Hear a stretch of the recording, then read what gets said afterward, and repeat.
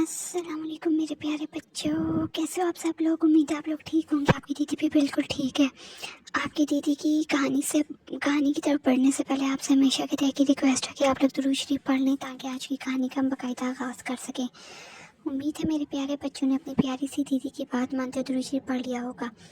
आप लोगों से हमेशा की तरह एक और रिक्वेस्ट भी है कि आप लोग रोज़ाना 5 वक्त की नमाज, जिसमें फजर, ज़ोहर, असर, मगरिब, इशा शामिल है, टाइम पर पढ़ा करें और 10,000 मरतबा रोज़ाना दूध इब्राहिमी पढ़ा करें और रोज़ाना कुरान पाक की तिलावत किया करें तर्जुमे के साथ, ताकि आपको मालूम हो सके कि आपका रब फरमाना क्या चाह रहा है।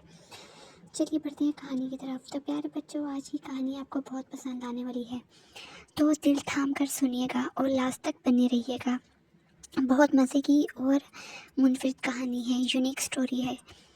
चलिए बढ़ते हैं कहानी की तरफ। कहानी शुरू होती है इंडिया के एक राजनगर हवेली से, जो कि बहुत बड़ी हवेली थी। ये हवेली इंडिया के एक बहुत बड़े गांव, जो कि दूर दराज श्रीलंका के बॉर्डर के पास वाक़या था। ये गांव, वहाँ पर ये हवेली थी। इस हवेली का नाम नगर गांव था। ये हवेली बहुत खूबसूरत थी। ये सदियों से ये हवेली चली आ रही थी। राजा महाराजाओं के टाइम से ये हवेली चली आ रही थी।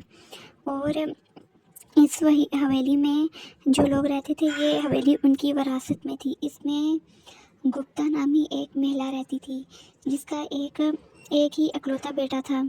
उसे अपने बेटे की शादी की बहुत चाह थी कि कब उसका बेटा जवान हो और वो उसकी शादी करे। और वो उसके बेटे का नाम राम जी था। राम जी बहुत खूबसूरत, दिलेर और पढ़ा लिखा नौजवान था। वो लंदन से बैरिस्टर की डिग्री लेकर आया था। वो बहुत काबिल नौजवान था। उसकी माँ उसके लिए अपने ही इलाके में खूबसूरत लड़की ढूंढना शुरू कर देती है जब वो अपनी डिग्री लेकर लंदन से इंडिया वापस आता है। लेकिन राम जी को लंदन में ही अपनी क्लास फेलो स्टीवर्ट से प्यार हो जाता है। लेकिन राम जी की माँ बिल्कुल भी तैयार नहीं होती। वो अपने ही देश की लड़की से इसकी शादी करना चाहती है। इसके लिए वो बहुत सारी लड़कियां ढूंढती है। राम जी अपनी माँ से कहता कर, मम्मा जी, आपकी यही ख्वाहिश है तो यही बेहतर है, मैं उस लड़की को मना कर दूंगा। वैसे भी आपकी ख्वाहिश से आगे मेरे लिए कुछ भी नहीं है। आपकी ख्वाहिश सर आंखों पर।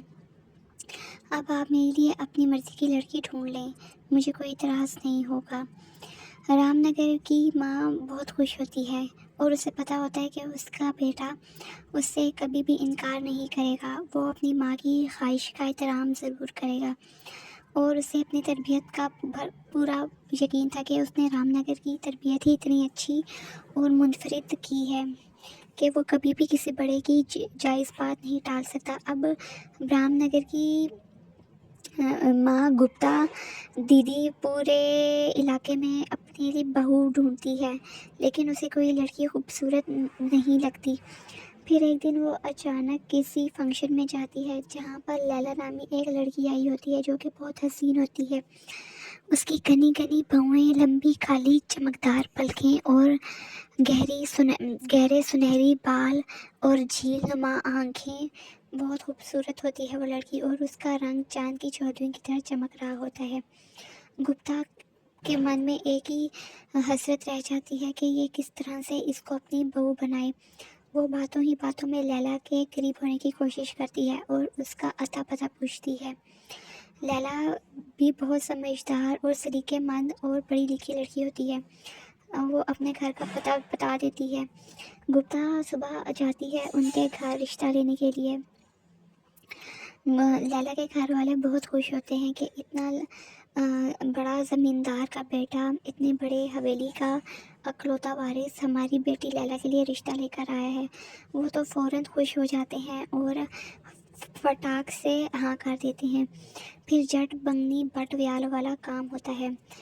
राम जी को अपनी बीवी बारात वाले दिन ही बहुत अच्छी लगती है। लैला बहुत पसंद आती है। लैला के लिए बहुत महंगा जोड़ा बनवाया जाता है, जो कि 10 लाख रुपए का होता है।